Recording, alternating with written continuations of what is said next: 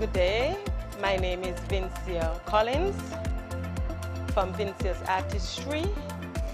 Today, I will be making a pair of earrings from plastic. So let's just get right into it. This is the pattern. It actually was cut from Clorox bottle. I will be painting it with polish, used polish, and I will be doing a tie-dye sort of effect.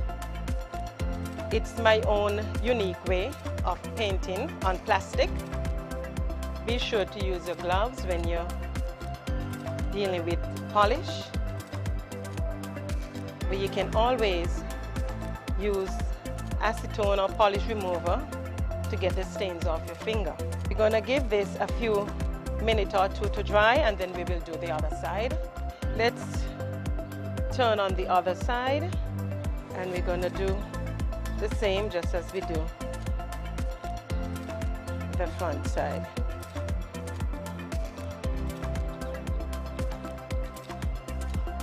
Look at that. Isn't that unique? After this has dried, we will then enter the air wire. Our earrings has fully dried, so we're now going to put in the air wire. So we're going to use the tip pin, and we're just going to paste the earrings. Put both of them together preferably, and we're just going to paste right through. Okay, we're going to put in the rings. And we're going to put in the air wire.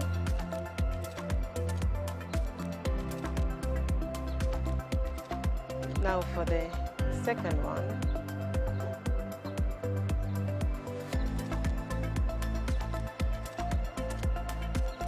And this is the final completion of the plastic earrings. This is what it looks like.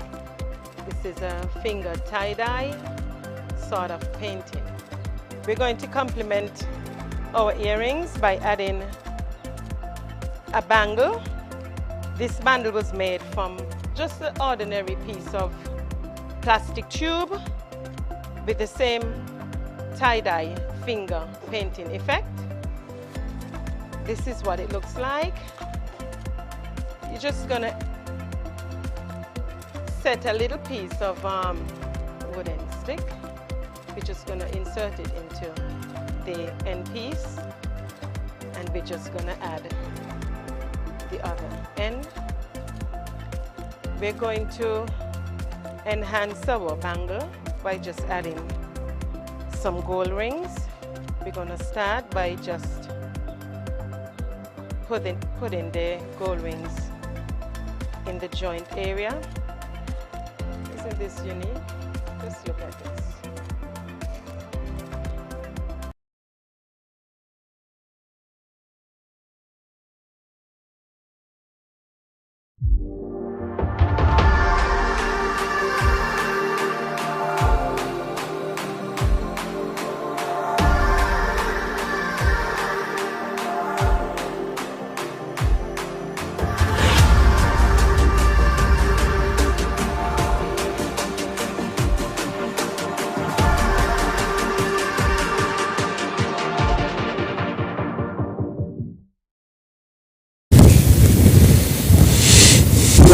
And welcome to another Working for You program. I am Lesroy Williams. Thank you very much for joining us for our program today. Of course, your company is appreciated from week to week. Today we'll be having a discussion on street vending.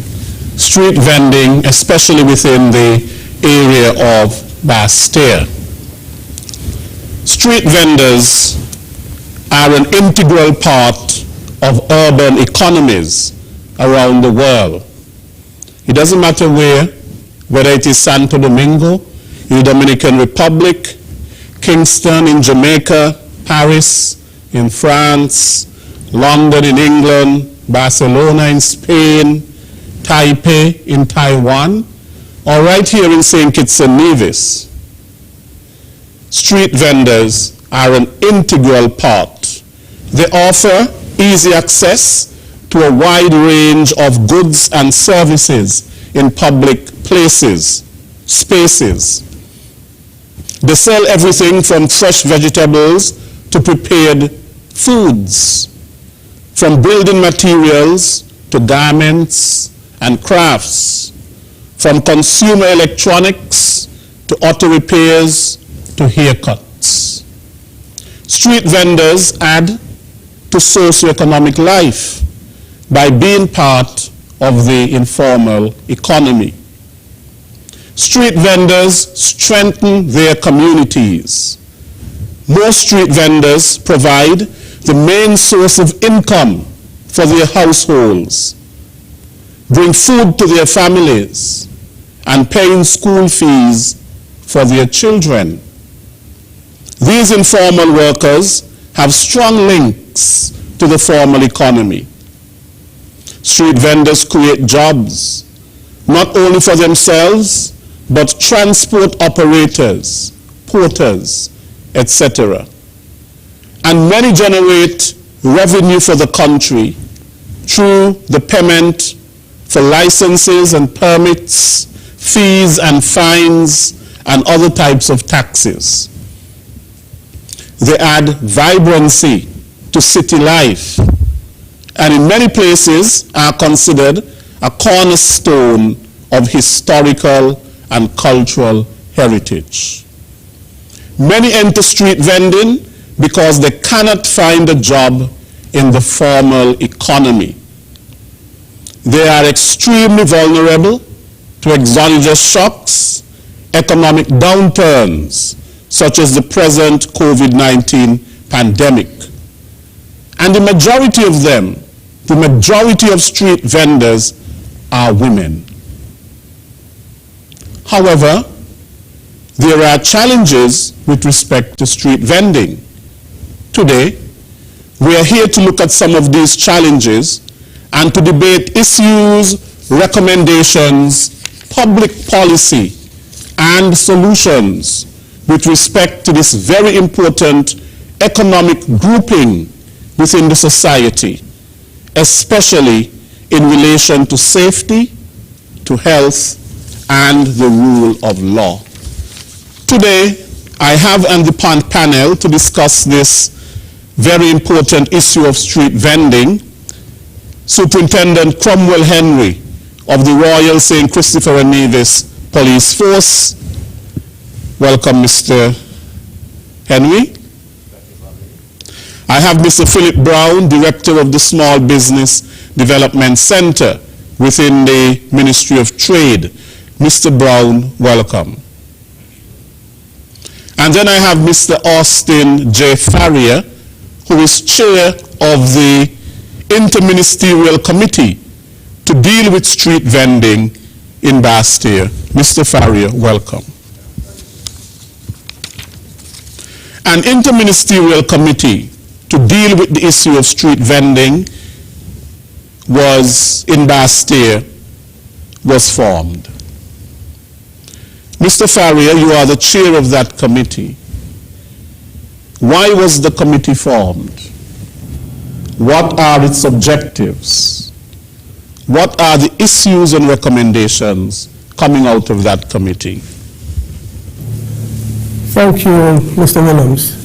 The committee was formed because there were some concerns about the safety and the health of the citizens, not citizens, but the pedestrians, especially in Bastia, because of what was happening. It was unorganized. There was a lot of chaos when you had persons who were not only setting up where they feel like, but also not asking any questions. So let me paint a picture of Bastia. In Bastia, there are formal traders, there are authorized street vendors, and there are also unauthorized street vendors. We are now modernizing as a country, so we're putting in lights that controls persons driving on the road. And what was felt that if something wasn't done that modernization in terms of the traffic lights and the chaos that's happening on the sidewalks would end in someone being gravely hurt. And so the cabinet decided to put a committee together to make recommendations, basically. And they gave me some principles to follow. One of the principles were everyone has the right to make an honest living. That's one. The other one is that we had to protect micro entities. They were the most vulnerable of the businesses. Another one is if we have to relocate persons, what are the details to make these areas enjoyable for both the users and the customers coming there? And the last one is, are there any legislative changes needed to be put in place to ensure that what happens in Bastille right now doesn't happen again? And so the committee consisted of persons from various ministries. We had the police on the committee, and they were concerned about safety. They didn't compromise when it came to safety. We had the Ministry of Health. Those guys didn't compromise when it came to the public's health. We had the Vice President of the Chamber. She came and she's there to protect businesses, big business, small business, the micro entities. We had a representative from tourism, their experience in dealing with vendors. We had a representative from the Development Control and Planning Board. My skill set, I'm the chairman, but my skill set is in areas where vending can happen. We had a representative from Legal and Justice, and so that person came to protect the rights of the citizens. So citizens have rights, and so we wanted not to trample on those rights. And we had a representative from Inland Revenue and Finance, because at the end of the day, if you said something about the informal sector, we on the government side would love to make the transition from the informal sector to the formal sector as smooth as possible for persons who want to come over there. Because not all vendors are from the informal sector. There's some on the streets that are somewhat formalized. They are authorized to be there. And so the person from Inland Revenue gave us ideas in terms of the business, the Occupations and Licenses of Business Act, that act that deals with businesses. And so that interministerial committee, basically, they stood their positions, and we came up with some good issues and recommendations, basically. You want me to go into that? One of the main issues coming out of, from the traffic department, from the police, is the issue of safety. The competition on the roads right now is causing pedestrians to be at risk. It's going to come a time where we can't walk into the road because you might risk being run over. And one person getting knocked down is one too many. What I'm most worried about, and what the committee is most worried about, is people with disabilities. The sidewalks are already crowded, even when the vendors are not there. Imagine being in a wheelchair, having to be in the road, because some of the sidewalks might be too small to accommodate. That's an issue we have to deal with. Another issue is public health. It's not easy being an entrepreneur. And when you have someone looking on and trying to emulate authorized vendors on the street and just get up one morning and decide, I want to do that, but don't know the processes, then ask a question. Because if you were going to seek authorization, you would be directed to civil servants, and they would give you the necessary support and tools needed to know how to do whatever you wanted to do. But instead you just went and did something like that. Those persons don't know who they are negatively impacting. And so that became an issue where pedestrians and the persons with disabilities we're going to be entangled into a safety issue, and we're going to be entangled into a health issue, especially pedestrians who like to buy food on the street. There are people on the street that know how to cook, know how to handle food, and then there are others on the street that don't, because they didn't ask a question.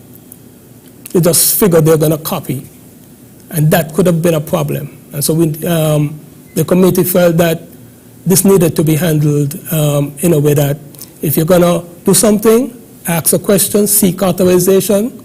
Ministry of Health is there to guide you on the way to handle food. They have courses, and therefore the public's health won't be compromised. There's an issue of waste management. Persons who know how to handle food know how to manage the waste after, know how to clean up after themselves, know how to clean the area before. Those who really didn't ask a question, didn't know anything, they tend to leave the area in a mess. And this has implications going forward to the health of Bastille, the cleanliness of Bastille. So a lot of what we are dealing with is basically making sure people are safe. I'm trying, basically my skill set on the committee is trying to decentralize a lot of the activities and create areas where people can actually play their trade honestly and grow because of it. So it's not just a normal area. We're not doing things like other countries have done, and some have failed, some have succeeded at it. We want to create areas, I think they call them incubator areas. We want to create areas where people can come, grow, formalize themselves, maybe get a brick and mortar store, and then the next person comes in, formalizes themselves, grows, lives up to their full potential, and then it's like a revolving door. Mr. Farrell, there is an accusation out there, something going around in social media, that this is being done because the government is uncaring, that the government does not really care about the small businessman, and that their emphasis is rather on the big businesses of the Chamber of Industry and Commerce and that sort of a thing. Also that, by doing all of this, you are taking food out of the poor man's mouth, you are taking food from the table of his family, and accusations of that nature. How would you respond to that? I don't actually see it that way. Because remember, I am chairing a committee where there are persons on the committee trying to protect business. And the smallest business of them is the micro-entities. I see this as a battle between the informal sector and the formal sector. There are persons in the informal sector that know how to navigate the informal sector and know eventually that in order to live up to their full potential, they might have to formalize themselves. And the government has a lot of help. The government is going to offer a lot of support on that end. There's some people out there right now that are in survival mode because of COVID. And they're new to the informal sector. And so they basically don't understand the rules. There are rules in both sectors, There are rules in the formal sector and there are rules in the informal sector. And if you don't know the rules in the informal sector, you basically are not going to be able to navigate it properly. All we are asking on the committee is that if you want to do anything, seek help. Ask for help, basically. There's more than enough support. Mr. Brown is here on the panel to tell you about that support.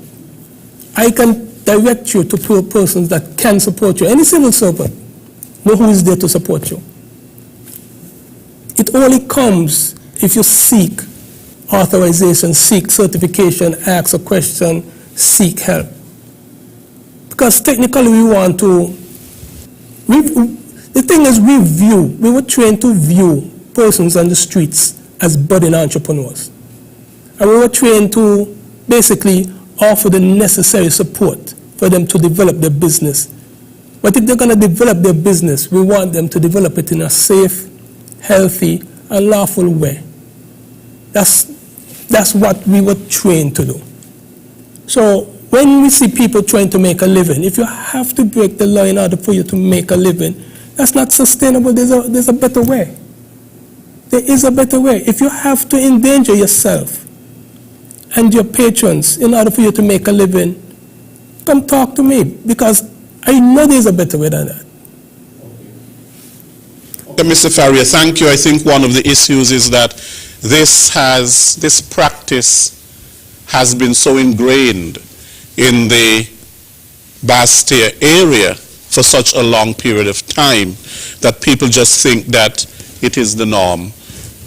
Mr. Brown, with respect to working conditions, occupational health and safety, things like that, business support, street vendors face many challenges.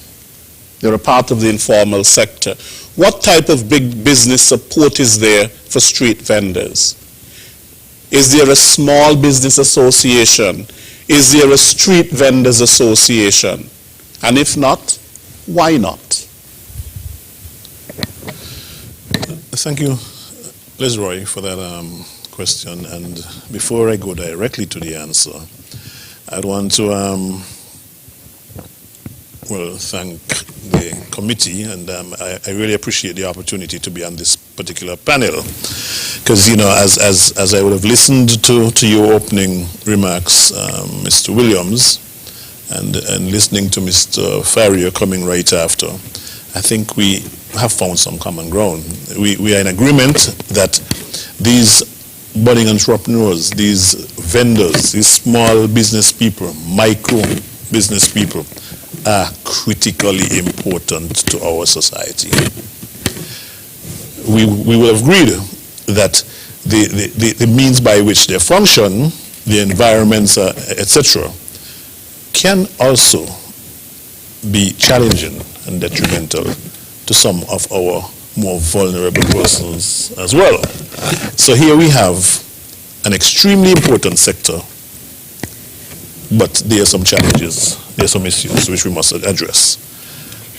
Both seem to be equally important. Now, you would have alluded to the acquisition, and I don't know.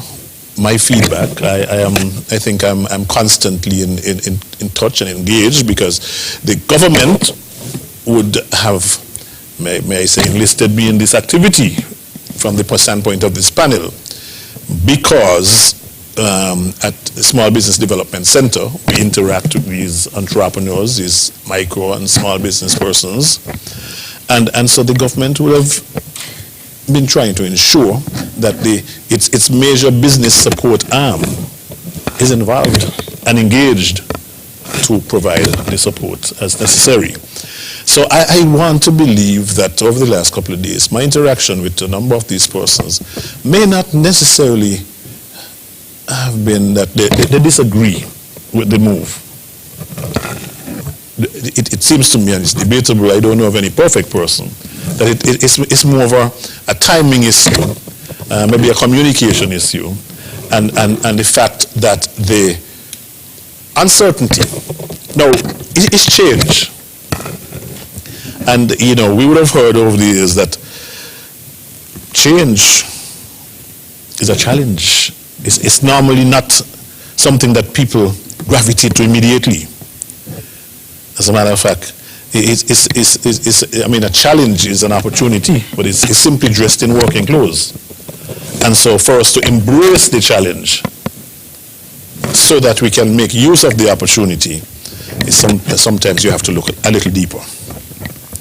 You asked about an association, and you really brought me to the point where that might have been my parting shot, because I know that we did mention there's some representation for businesses on the committee which Mr. Farrier heads, but the whole issue with that is that I know that a lot of the micro enterprises may not necessarily feel that they're represented in these other bodies that we spoke to. And so I would always encourage, and interestingly, what is being presented now, because as Mr. Farrier said, what obtained, it wasn't sustainable, just wasn't sustainable. And so this is not a move that should be seen in a negative. But actually, this is an upgrade. This is an opportunity to make changes, to make important changes.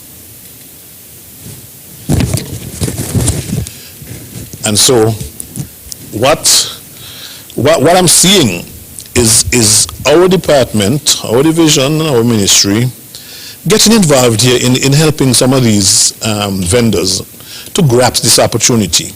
Of course, the support we provide. Some of them may need to be engaged in some business development activities, some planning. They may need to be involved in some more marketing. They may need to be seeking financing to adapt to the environment which they're now being placed in.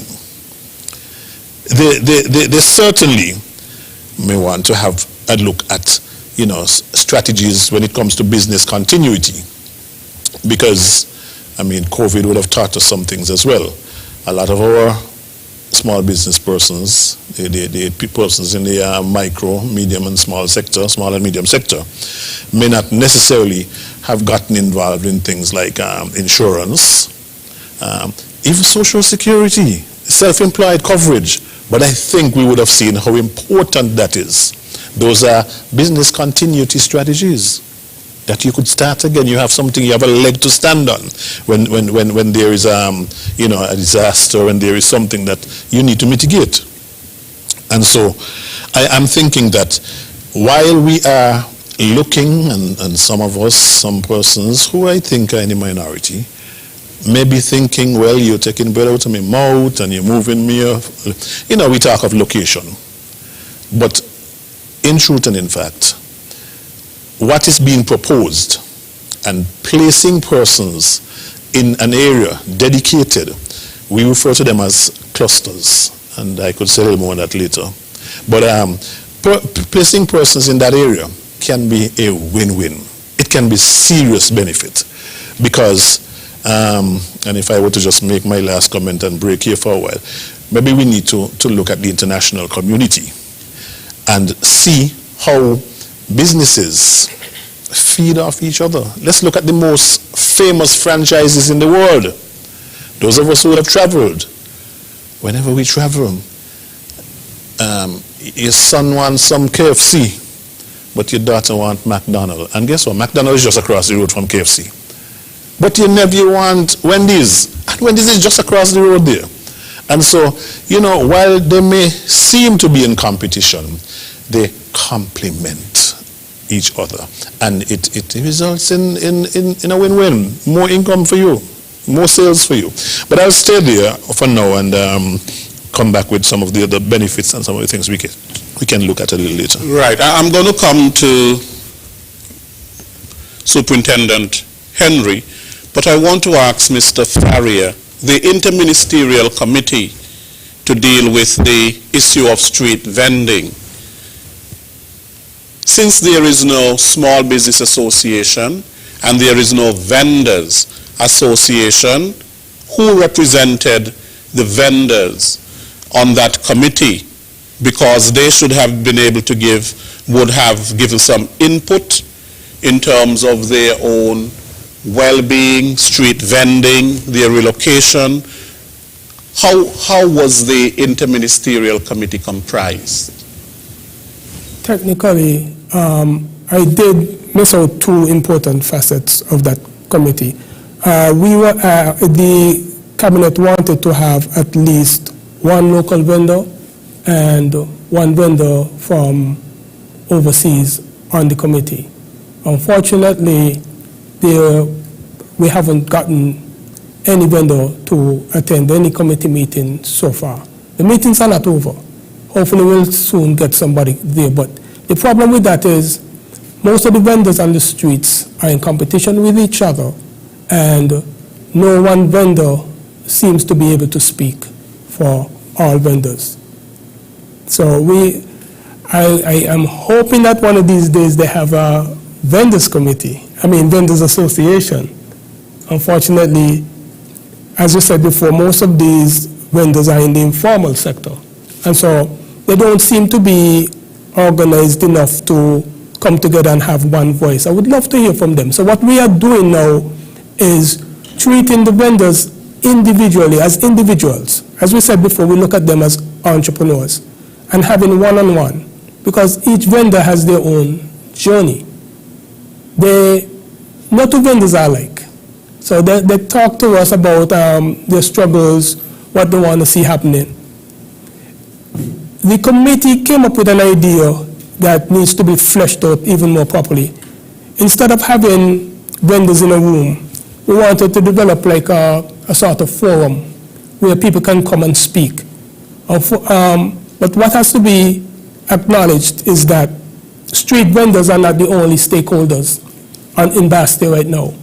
You have street vendors, you have authorized street vendors, unauthorized street vendors, drivers, especially people driving up Fourth Street. You have pedestrians, the elderly, persons with disabilities, formal traders. You get those persons in a room, and you hear ideas from those persons, and you come up with solutions, because those are the true stakeholders, especially in Bastille. So that's what the committee is working on, and we have to work on the support needed. We have to find a forum for them. But that is where now we start to get the information that's going to help us get vending basically under control. Thank you, Mr. Farrier. Superintendent Henry, it was mentioned that, of course, the rule of law is important when setting up a business, because you just don't want to have street vending, but it must be done in accordance with the laws of the country. Now, what are some of the safety and security issues within the public space that street vending in Bastille causes? And secondly, how does a street vendor go about getting authorization to set up his or her business? We heard Mr. Farrier saying that one of the issues is that people set up these street vending businesses without authorization. Mind you, the COVID-19 pandemic has created more cooks and people selling food and so on. People have to survive. So what is the process, and what are some of the safety and security issues? Thank you, Mr. Williams, and again, pleasant good afternoon to the listeners. Let me first be clear that I am all for street vendors and street vending. My grandmother was a street vendor. My mother is a street vendor. And so I have absolutely nothing against street vendors and street vending. We have to respect the right of these persons to earn a living, their individual right to work. That is their job. That is how they earn an income. And so they have a right to do that. But at the same time, the public has a collective right to access and to use public spaces. Sidewalks readily comes to mind as one of such public space that the public has a right to. So how do we balance the individual right to earn a living or to work with the public's collective right to use public space? This is where government comes in, the authorities. The government has a responsibility to regulate the use of public spaces and to protect the collective right of the public to utilize or to use these spaces. And so several pieces of legislation would have been put in place to protect such rights. One that readily comes to mind is legislation against causing obstruction to walkways and to sidewalks, and this can be found in the Vehicles and Road Traffic Act. Traffic includes pedestrians, and so the sidewalks were designed for pedestrian use, so that anything that impedes the flow of traffic, pedestrian traffic in this case, is an obstruction. And so the authorities has a responsibility, has a duty to prevent any obstruction to these sidewalks. And we all see the type of obstruction that that vendors cause on the sidewalks. The vendors may take up half the sidewalk to display their wares, and their customers take up the other half of the sidewalk while they are purchasing or just looking at what the vendors are offering. And so the pedestrians who are not participating in that activity, they're now forced to go around and to walk in the street.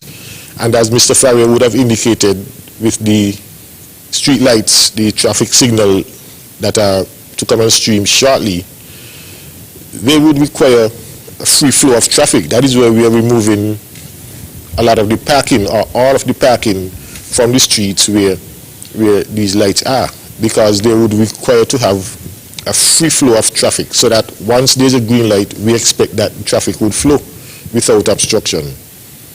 And we cannot have pedestrians stepping out into the road or even walking into the road to avoid vendors on the sidewalk.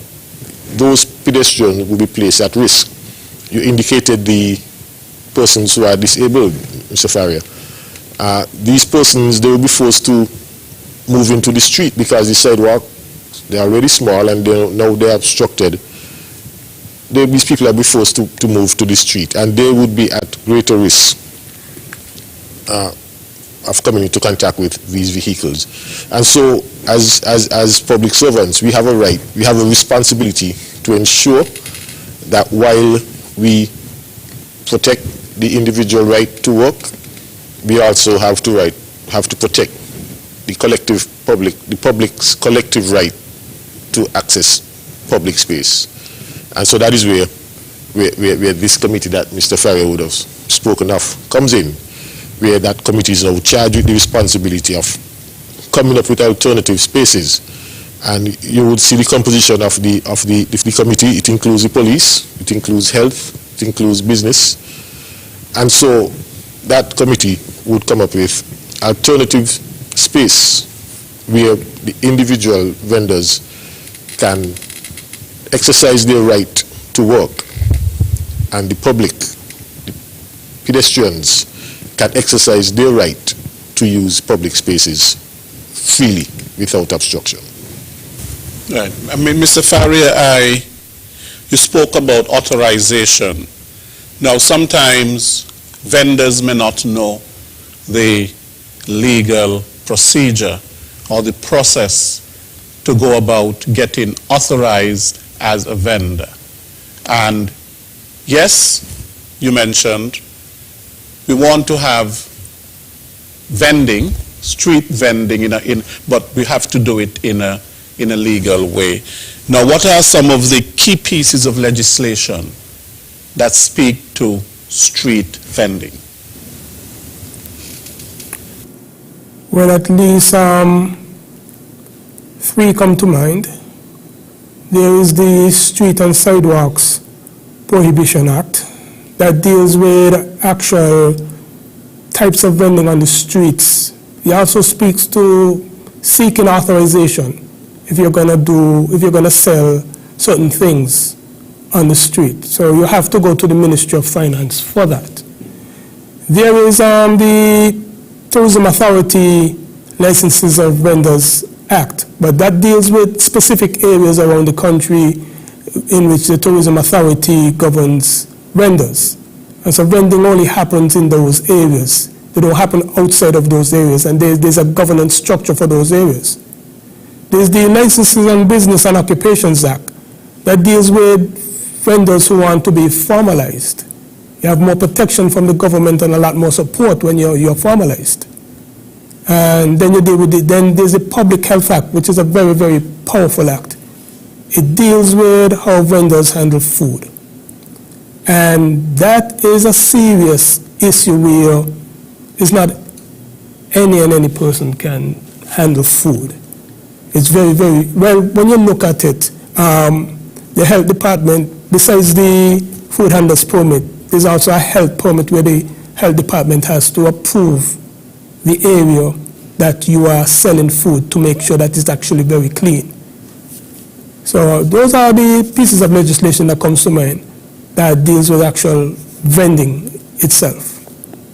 So, Superintendent, from your end, you would look at the traffic laws or the Traffic Act, the Traffic Act, Vehicles and Road Traffic Act. Right, but in addition to the Traffic Act, the police has a responsibility to enforce all laws. So where any law prohibits an activity, the police has the responsibility to ensure that that law is not violated. So the laws that you would have mentioned, the Street and Sidewalk Prohibition Act, the Licensing Vending Act, all those acts, wherever there are violations by anyone, the police has a responsibility to enforce. Now, in recent times, you would have put out some notices. Those notices would have come from the traffic department. What are some of those notices? Well, those were specific to vehicles, those vehicles that are used as food trucks on the streets around the square. Those vehicles do not meet the basic requirements that motor vehicles are required to have when using public spaces. A vehicle is required to be insured. Once you're using a public road, it is required to be licensed, which means that it must meet certain standard in order to be licensed. These vehicles do not meet that standard, those standards, and they are using the public space. And so the traffic department, the police, has a responsibility to ensure that vehicles that are used in public spaces meet certain standards, and these vehicles do not meet that standard. Right. Now, the Public Works Department would have also put out a notice. You know what that notice is, Mr. Farrier? Yes. They're basically informing the persons down at Shoreline Plaza that they are going to be doing some work on the lights, and just as a safety issue, they would like the area to be cleared. There were some structures there that persons, it might have seemed more permanent than anything else, and so they were asking persons who had grills, who had stuff on the side of the road to just clear the area so that they can perform whatever type of work they had to do there. That's the notice in a nutshell. Okay. Right, now I am a vendor. I am a vendor now. And I am being relocated. And I have a question. Is the location that I am being moved to the best location for me? With respect to accessibility in terms of buyers, and secondly, in terms of the lucrative nature of my business in that particular location. In other words, profitability. And secondly, part B, what are some of the proposed designated areas for vending? Mr. Philip, Mr. Brown. Thank you, Lesroy. With respect to location, what you alluded to is the mindset of persons, or maybe a vendor, who would think that they would have to be on the doorstep or on the footsteps of persons in order to, get sales and to be profitable.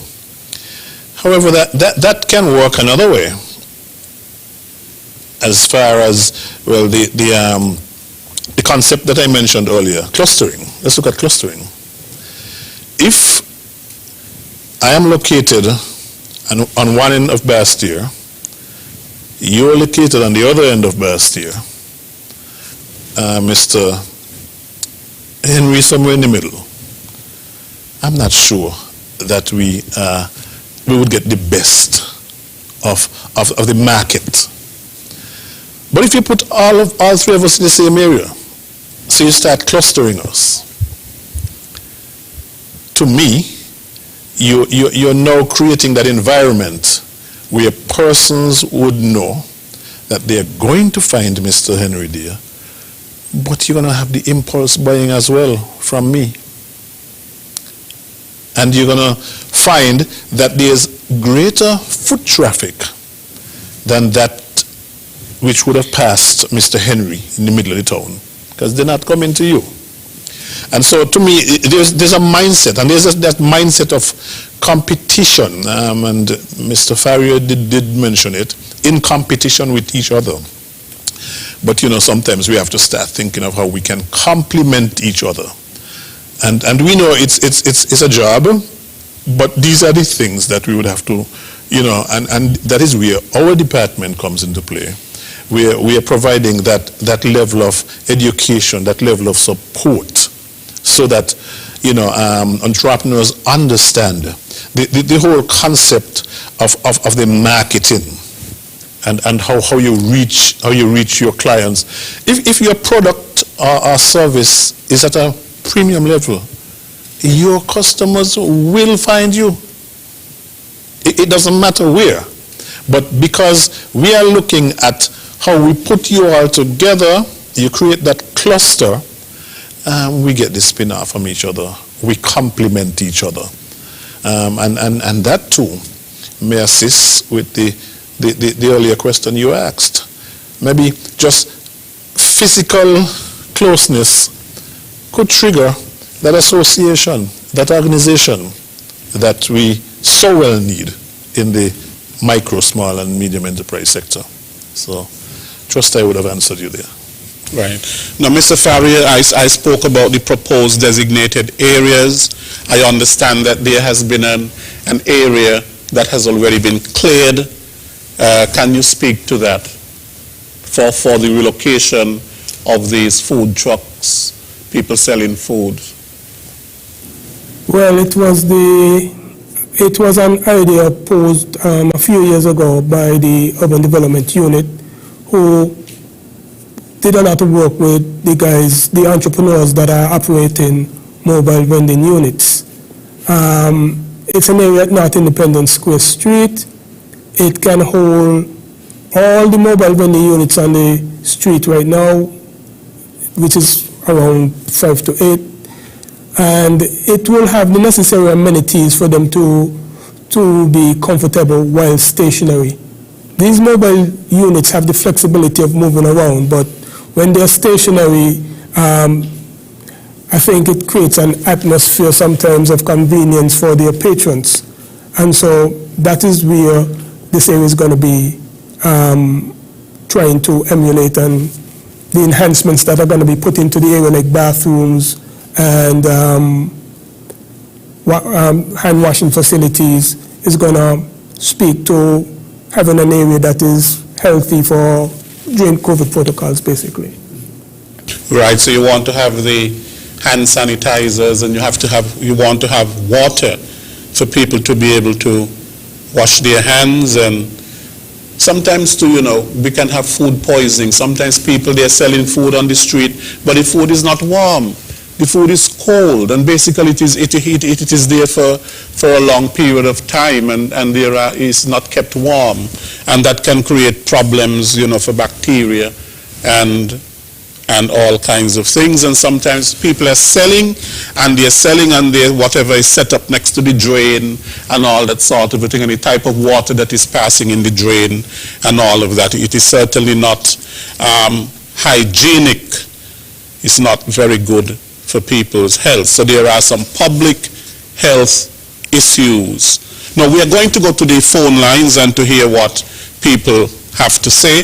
The numbers to call are 466-266-8255, 2666, 466 2666, 662 8674, 662 8674, 767 4765, 767 4765, and the overseas number is 1-239 645 4500. 1-239 645 4500. We await your calls. Okay, so earlier on I had asked about the process. We have a caller. Working for you, good afternoon.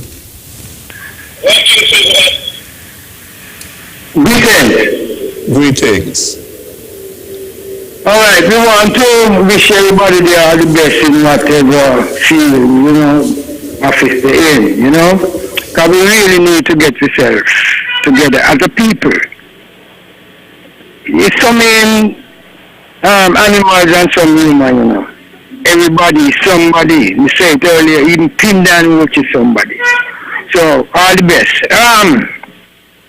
Somehow though, when we look at the whole thing, it seems to like drama. There's an old adage, prevention is better than cure. And it's better in every which way. So we say earlier, all right, we had this thing dwindling long time, the street vending, but we know say no good. We know say all the negatives that it brings, all the entrepreneurial positive it shows. We know we make it good. One said we should nip it in the bud. I said we should never even make it get a bud. Saying, and now we go on. We know it to solve. All right, we have intention of moving the people and setting them. Set the thing and avoid the drama. Set the thing. They are people who are dealing with intelligence here. We cannot afford this dispensation, no matter what state of emergency we're in or global pandemic. We cannot afford to be putting cats in front of horses. We have to learn from the past. We are predominant people who must do things correctly. Once again, all the best. Blessed love. Thank you. Working for you, good afternoon. Good afternoon, Mr. Williams. Good afternoon, sir. And good afternoon to all the panelists here on sustainable development. To Mr. Henry there, always do a good job in the task force. Mr. Williams, I believe that vendors important to us in the Federation. Vendors is very important, but I do not know if government put any vendors on the road to sell. I need to understand vendors went and they get a vendor's license and they go to sell. I don't know if they get license to sell on the road or not. But vendors do a good job, especially food vendors who sell cooked food. I'm agree that the agriculture vendors, like who sell ground food and provision and all those things, I am agree long term for them to stay in the market because the market makes for that. Right? But the vendors who sell food, I believe that is them cause the problem on their own. Because when a vendor say a vendor there, a vendor gonna come put it in there, an next vendor gonna come put it in there, an next vendor gonna come put it in there, and then they blow this thing out of proportion, and people get confused. People say they can't walk on the sidewalk. If people in the public complain about the vendors, I believe that if they didn't put this thing in place, I believe that we will not get a problem and this thing will not happen. But everybody just want to make things political. The country got laws, the country got rules. And then we got to go to the rules and the regulation of the country. Look at the bus terminal. Before we got the bus terminal down there, bus used to just come and pick up people. And there's a confusion, there's a problem. Now everybody in every bus down there, they could get the bus full. Go out with the bus full without no confusion. So we must get some kind of rules, we must get some kind of regulation, we must get some kind of laws. And it got to carry out by somehow. But I believe that is the vendors cause these things on themselves, especially those vendors who are selling junk food. They're not supposed to be in the market. But instead of that, they scatter up and down town, on the sidewalk with people walking, people complaining, especially when I'm going up food street. And I just want the government and the authorities, especially the food vendors, them who sell the cooked food and stuff, to find some place, because these people is a part of the economy, and they help, they got a family to feed. And I just want, but everything got to go by the government and by the people of this country to please the people. All right then, wonderful program. Thank you. Working for you, good afternoon. Good afternoon.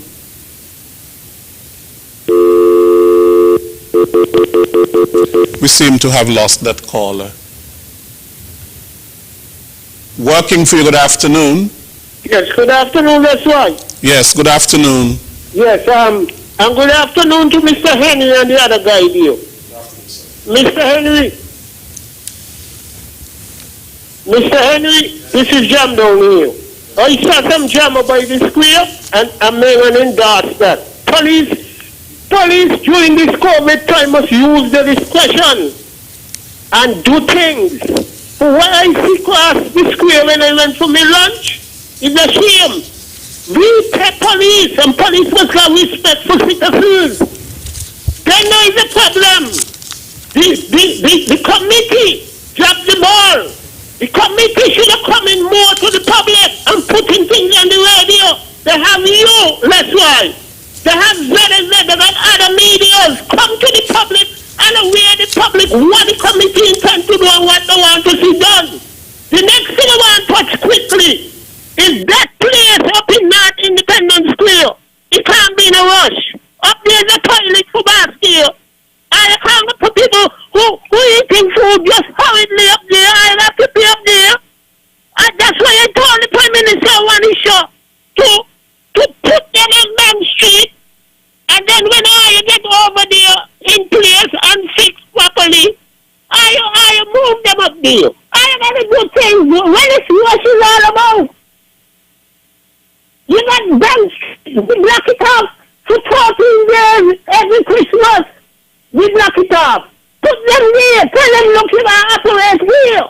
That they could make the money. These people got to make the money. These people provide a service for the public. And you all got to, you see, when the problem, and one in the Prime Minister, when you farming committee, you got to put people who born in Bastille and understand what's going on day to day in Bastille. You just can't put anybody on committee. You got people who knows what's going on around. Otherwise you're going to look stupid, and that is the problem. That's why I have a good day. This is Jam here talking. Okay, Jam down. Thank you for your input. Working for you, good afternoon. Good afternoon, Mr. Williams. Good afternoon. Yes. About the vendor, I always think about this, why can't we just have one side of the street for people to walk on, and one side of the street for vendors for now, until you guys find some place to really put the vendors. Because when I come home, if there's no vendors on the street them look deserted, man, you know what I mean? It doesn't even look like the same place now. And another thing I could actually suggest, I don't know if it's doable, but on the sidewalk going down from the market to around the fort, you could make the sidewalk much bigger, extending out. We could have parking and also vendors. Because parking there with parking meters, I know it takes some money, but you got to solve that thing once and for all. We could go from where the sidewalk is now back to the water's edge a little bit further back, because every town I go in the Caribbean, these people on the front waterfront selling and doing a little business. But you could make that sidewalk from the water, from the side now, beyond the water's edge, go back a little bit. I think that would solve up a lot of problems. Because man could park there with meters and vendors could always hold on that side of the road also. That's it.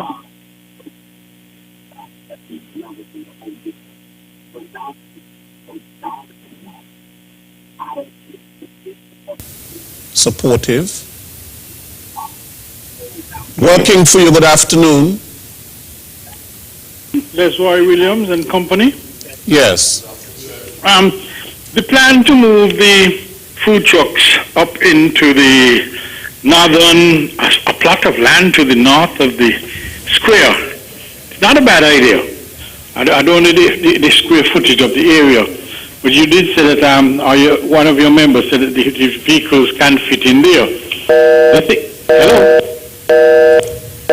Hello? I'm getting some noises here. Yes, we're still hearing you. I hear.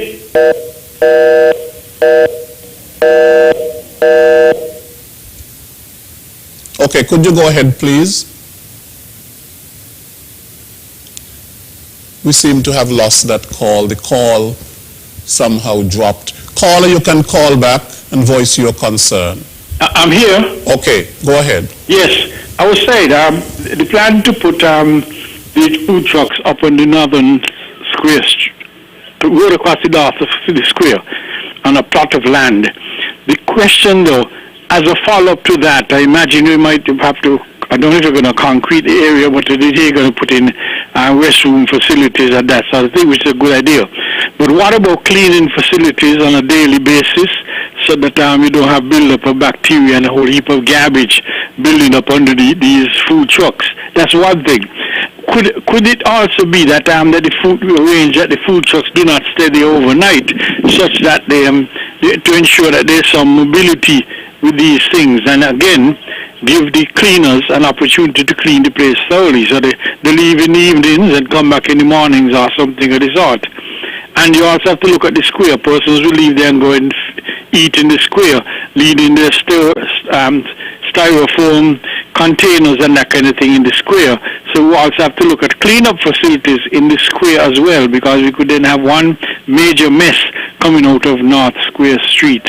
But it's something to think about, because we don't want to have trucks put up on blocks there, built up there permanently, and rats and all sort of other rodents hanging around there, and cups and styrofoam containers and everything underneath these vehicles, really making a mess. So they have to be cleaned daily. Can you give that some consideration? Thank you. Okay, thank you. Thank you very much. Working for you, good afternoon. Yes, greetings again. Here's the last call, and yeah, you touch it, you know. Yeah, man, the way to go. And listen, moving, you know. The big hullabaloo over moving. As we say, it should never start. We have to do things intelligently. So, in the day, a big thing over the moving. The mobility, as the brethren talk about, be able to move at daytime or move even though that they say move permanently, ready to move. So, we don't make that be an issue amongst us and separate us to say, them should move, because them don't move and they shouldn't be there in the first place. Mr. Faria, we need to connect with you personally, sir. Can you give us a number publicly? I use a public figure of tell us where to come that we can eyeball and reason with you further. Okay, he's going to give you a number after. Thank you very much for your call. Thank you very much for Right. There were a number of Mr. Faria issues that were raised there. There were some persons who called in and said that this should have been done sooner rather than now. And the last caller spoke to waste management practices. He spoke to if there's the indiscriminate throwing away a disposal of food, waste and containers, it can lead to other health problems like the harboring of rodents and pests, and even causing diseases and that sort of a thing, which is a public health threat. And I think you had mentioned before about sanitary facilities, putting in water and bathroom facilities which are necessary for people, for cleaning and and that sort of a thing. So those are some of the public health measures. You spoke to the COVID-19 protocols that should be observed, especially at this time. And then there were some issues addressed to the police for Mr. Manners. I don't know if you want to answer. Mr. Manners' suggestion that we use Bank Street as an alternative site for vendors, that used to be a good idea a few years ago, but we recognize now that with the growing number of vehicles that are on our roads, coupled with the fact that quite a number of parking spaces are removed in the areas where the traffic lights are installed, it is now necessary for us to have as much roadway as possible in Bastille so that we could have smooth flow of traffic. We know Bank Street is the only artery that can get you on the Bay Road easily if you're coming down West Square Street, Bay Road to the right going towards Ram Supermarket. So if you're coming down West Square Street, if Bank Street is closed, you cannot turn right on the Bay Road at the junction because of the traffic lights in that area. Traffic can only turn left. So if you're going to Rams, coming down West Square Street, you'll be forced to take a left and go up towards the Port Zante roundabout to get back down into Rams. Now that would create its own traffic issues up at that point if we were to force everybody who come down West Square Street to turn left. And so Bank Street is an artery that gets you to the right of the Bay Road from West Square Street. So closing Bank Street cannot be an option at this time. In addition to that, it provides for quite a number of parking spaces. It is a very wide street, and so vehicles can park on both sides and traffic can flow comfortably in both directions because of the width of that road. So it provides for parking and it provides for a smooth flow of traffic in both directions. So to close off that street would create other traffic issues in that area of Bastille, which we would want to avoid at this time. So any measure taken, any place to relocate the vendors would have to be an off-street site. Another caller suggested using one side of the street for pedestrians and the other side for vendors. But that is going to create a problem still because the pedestrian would have to go over on the side where the vendors are, and you're going to still have traffic flowing on that street. So it's still going to pose a safety risk for pedestrians. And so any solution would have to be an off-road solution. We really cannot afford to take up any of the streets in Bastille permanently for vending purposes at this time. Mr. Faria, I know that while we are concentrated on the Bastille area, that is part of the problem because then the Bastille area becomes very congested. And what happens is that people from the countryside bring their products into Bastille to be sold, and they all come to the urban area. Are there any plans to decentralize some of these, activities so that the congestion in the Bastille area will be reduced? Thank you, Mr. Williams. Yes, there are. There are plans to establish community markets island-wide. And this is part of the overall plan to deal with vending, decentralized vending on a whole that's happening in Bastille. We want the public market to be one of many options. And so you could sell your wares at the public market, but also sell wares within your community. So what the government is now doing is giving persons choices. So they're not pushing people to different areas. You're going to have a view of all the choices. They're going to enhance some of the choices because they have limited resources.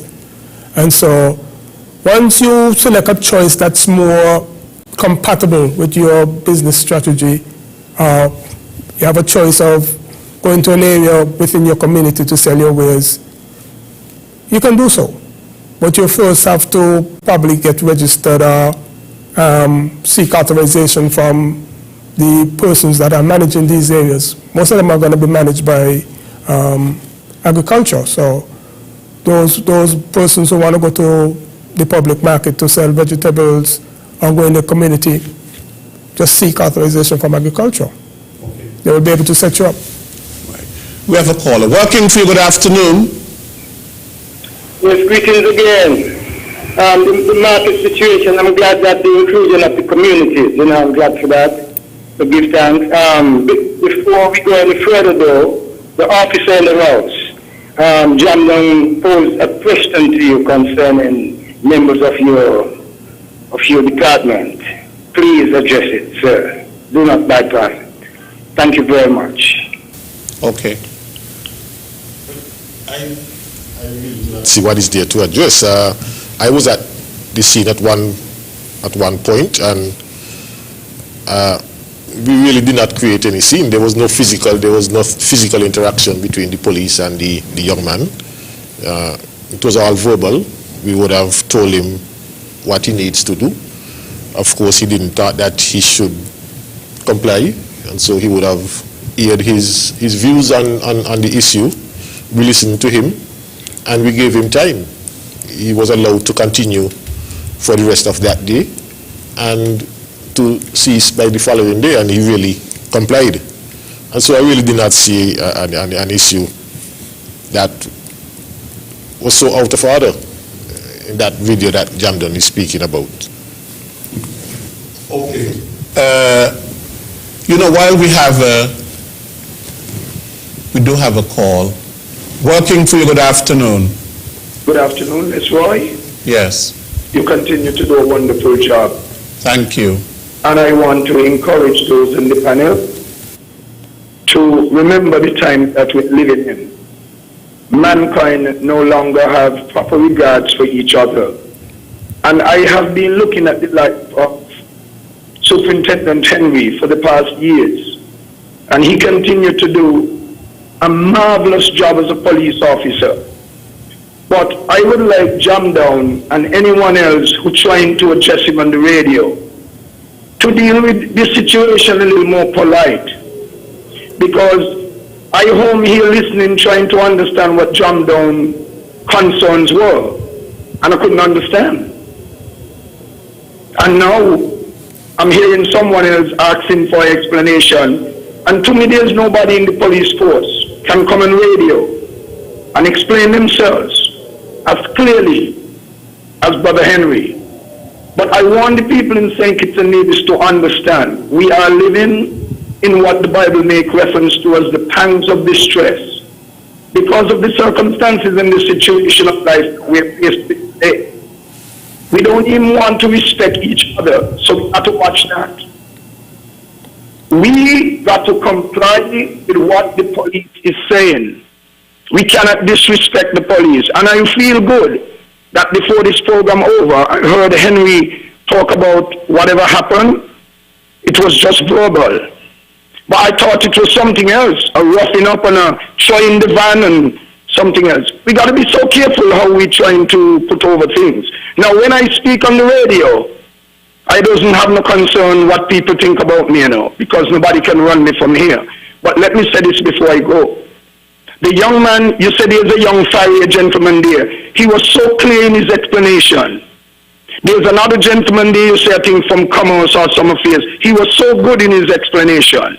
Henry always going to be good. What we need is cooperation. The law has its work to do. We as citizens have to comply. Otherwise, we'll be chaotic. We'll have chaos. You all have a good afternoon. Thank you. Right. Working for you, good afternoon. Again, Mr. Hello? Yes. Yeah. Again, Mr. Leader, I didn't hear nobody I was looking for feedback on the mention about the sidewalk, the being built further out into the sea. No, think it is so small. We have yellow lines all over the place, and we have grown tremendously in population from the time I was small. We have more cars, we have more everything. You know, it's like, you know, those people who's on the street, they're really going to go.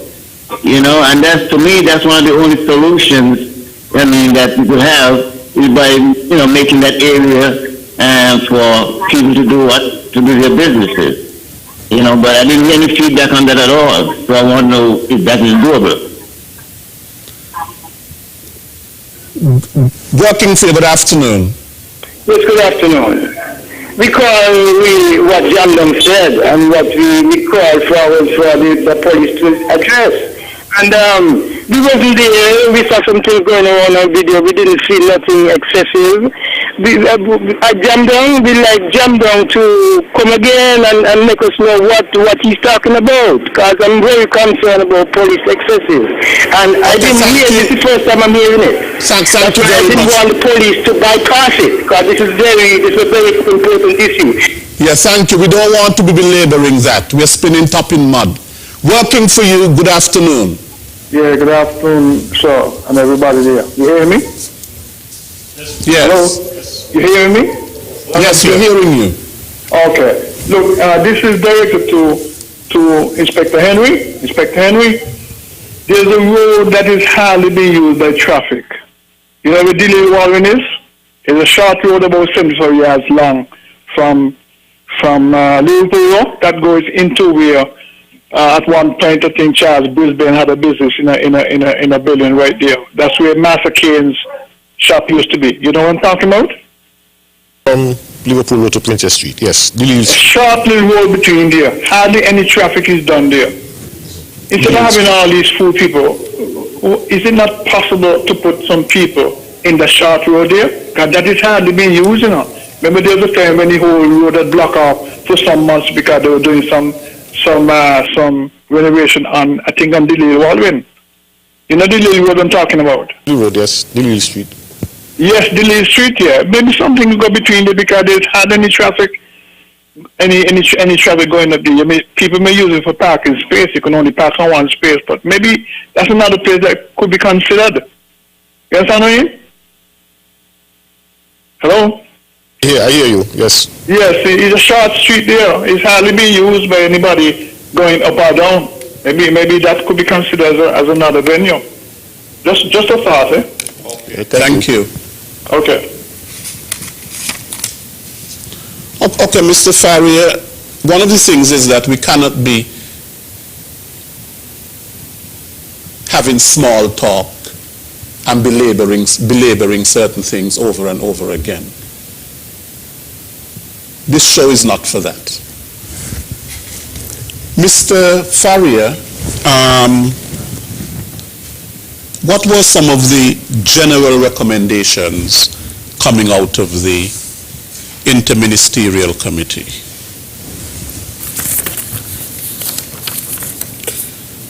Some of the general recommendations coming out of the committee for now, the main recommendation was that persons seek authorization from the relevant authorities. That was the main recommendation.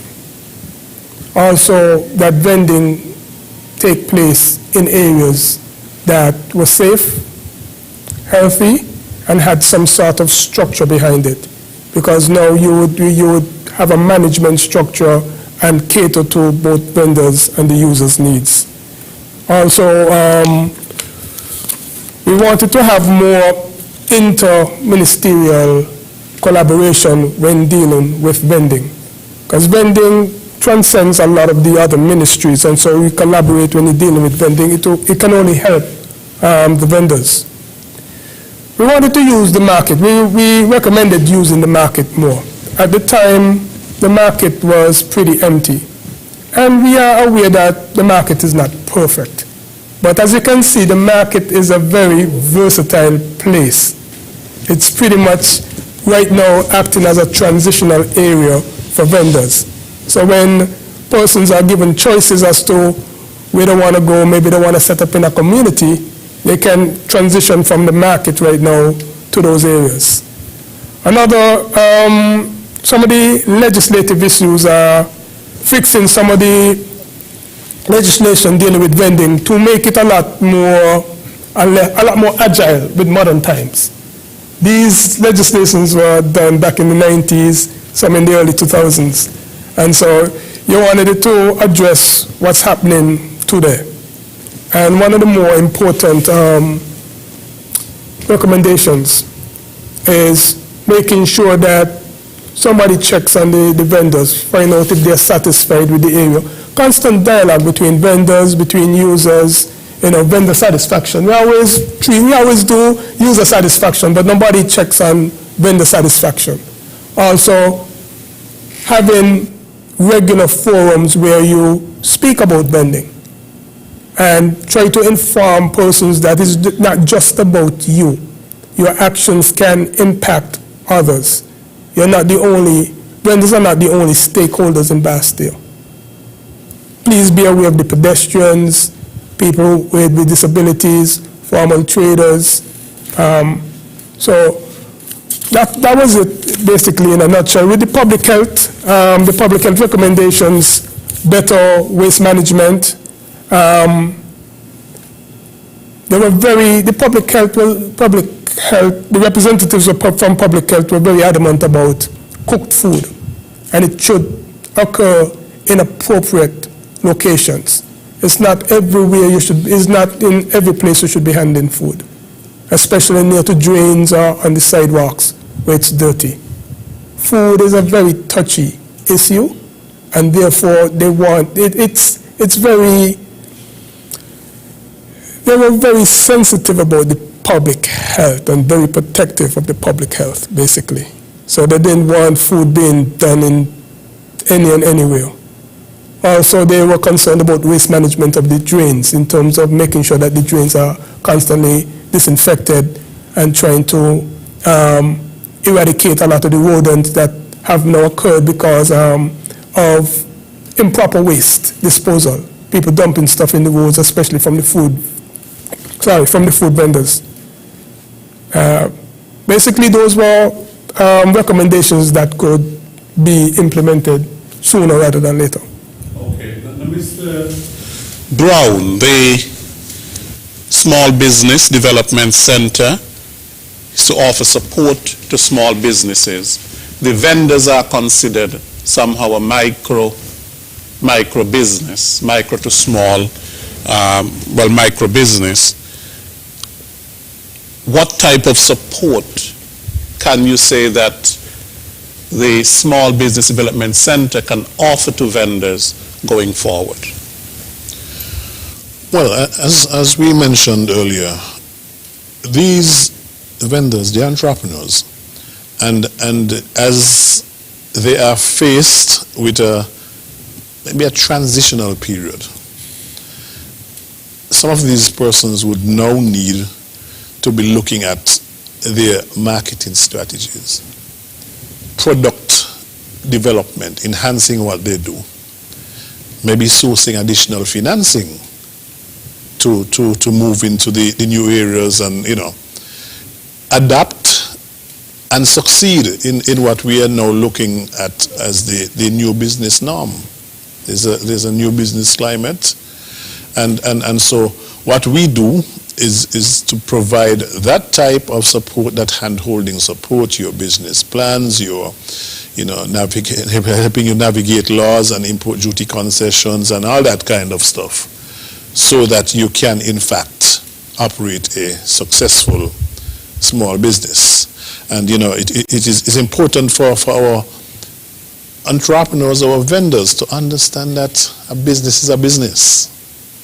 And in the very same way that some of the larger ones would have to pay attention to their record keeping and all the other things that they do, it is very much so. You as the entrepreneur, the small business person, would have to do similar things if you're going to succeed.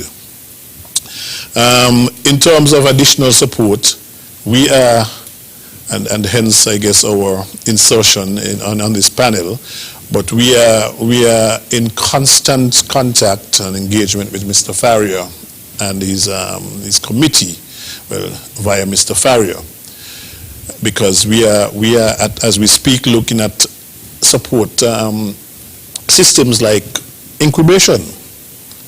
that support system where you can place an entrepreneur in, you know, whether it's brick and mortar or sometimes it's virtual, have them, you know, develop and graduate to the point where they can now, you know, go out into the larger community and, you know, apply their trade, and then we pull someone else in again. So you have a sort of revolving system where persons can get support by way of training, business management assistance, etc.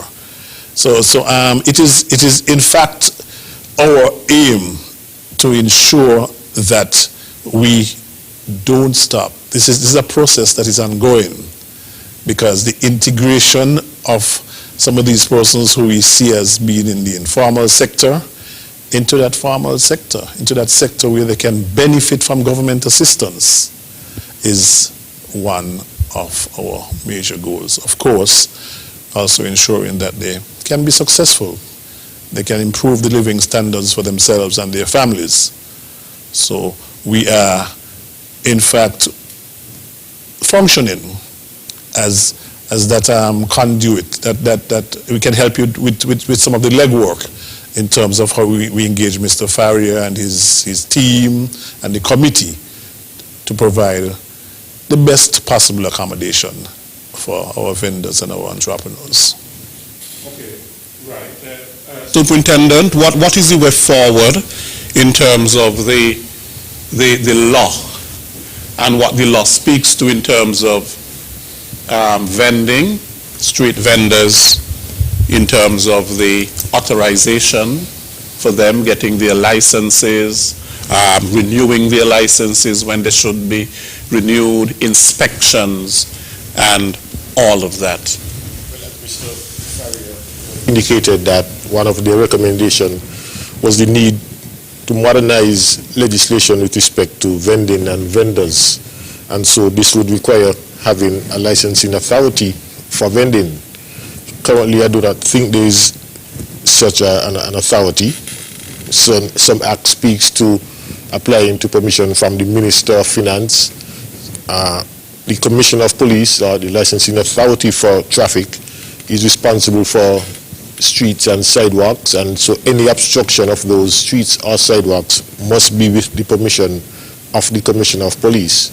And so if a person wants to vend on a sidewalk, as we permit from time to time, there are persons who would have fundraisers, we would allow them to set up their breakfast sale in the circus or in certain areas where they would not present a hazard to traffic, to pedestrian traffic. We would allow that. So there's some discretion for those type of vending, and I think I see those as temporary vending. If you have a bake sale or a breakfast sale once a week for a couple of hours, these are things that the Commissioner of Police can permit.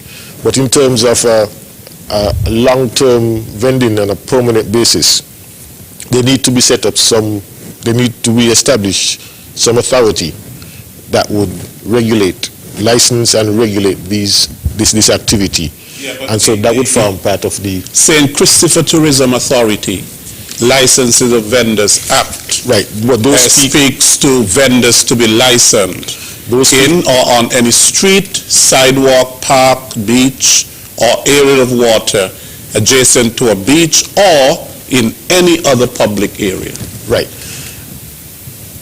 So maybe we could look at that, but that licensing authority mainly deals with vendors in the tourism industry. In the tourism industry. Yeah, but everything can be seen as that of tourism, right. Really. And so, because the tourists are not just out on the beaches, they're also in town, and you can be selling your craft in the cotton industry, your little souvenirs and all of that on the street as well. That is a part of tourism too.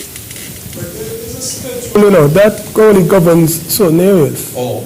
So within the act, yes, there is a... No, on the act itself, there's a schedule that speaks to their jurisdiction. So also, this is only certain prescribed areas. Yes. Okay. And that's why the committee wanted to recommend vending in either prescribed areas or designated areas. Okay.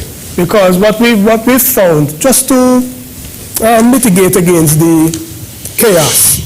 Once you have a management team in place, you can basically hear vendor issues, you can solve conflicts along the way with a proper management team in place, because it has been proven. It has been proven in these prescribed areas.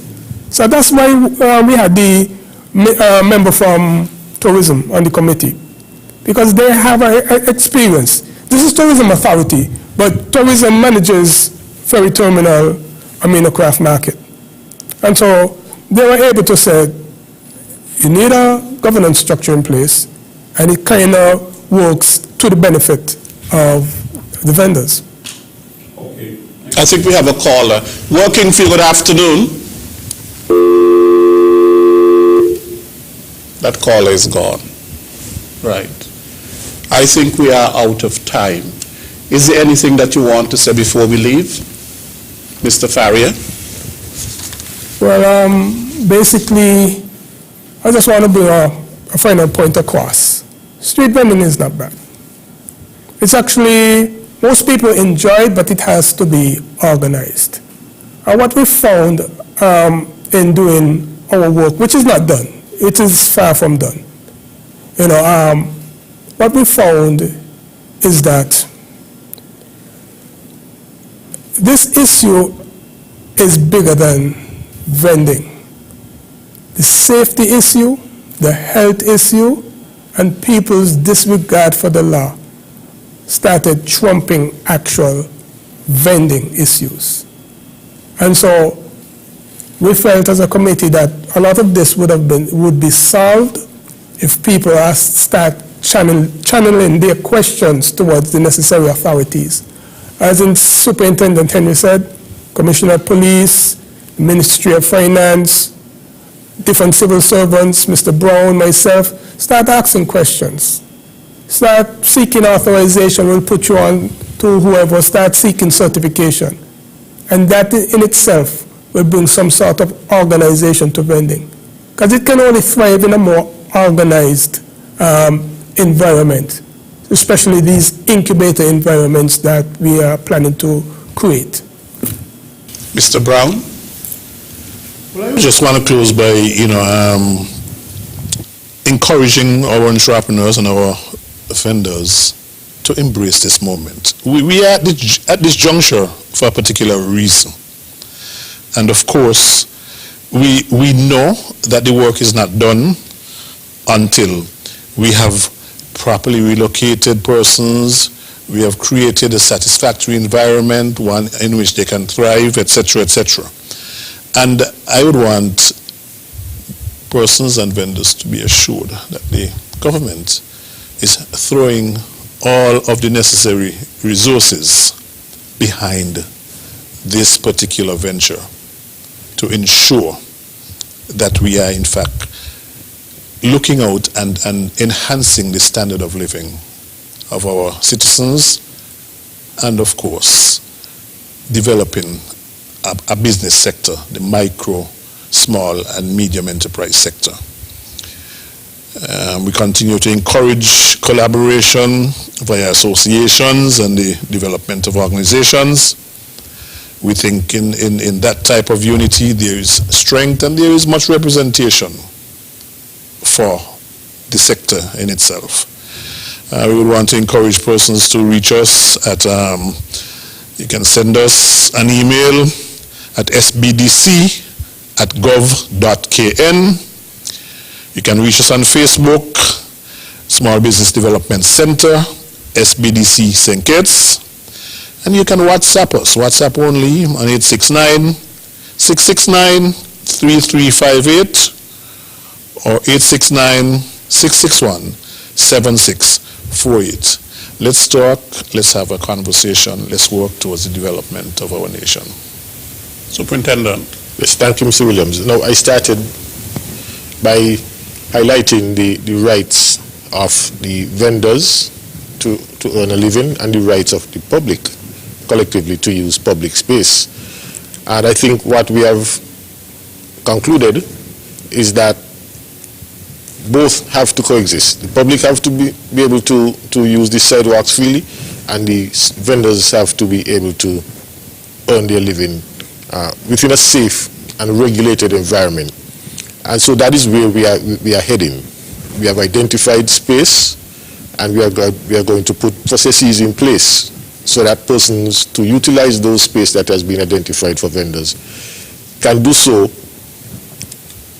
by some process, an application or registration process, and with that assignment of space there will be some responsibility, both on the side of the government to provide maybe running water, to provide electricity, but you now have to provide the other things that would keep the public safe, ensure your space is kept clean, ensure that you do all the things that will be required of you when those processes are put in place. And so we want to ask the vendors to bear with us. It is not a fight us against you. We are trying to protect your interests, and we are trying to protect the general public's interests at the same time by regulating the whole industry of that you are chosen to earn your living. And so we're just seeking your cooperation in this regard. Okay, I want to thank all three of you. We had Superintendent Cromwell Henry of the Royal St. Christopher and Nevis Police Force, Mr. Philip Brown, who is Director of the Small Business Development Center within the Ministry of Trade, and Mr. Austin J. Farrier, who is a Senior Planner in the Department of Planning, but he is also the Chair of the Interministerial Committee to deal with street vending in Bastia. Thank you to all three of you for coming today and sharing on such an important topic, an important issue, which we want as a win-win situation, a situation where everybody can benefit. Thank you to all of our callers to today's program, and thanks to all our listeners to today's program. We continue to appreciate you. Next week we will be back with another edition of Working for You. Until then, I am Lesroy Williams.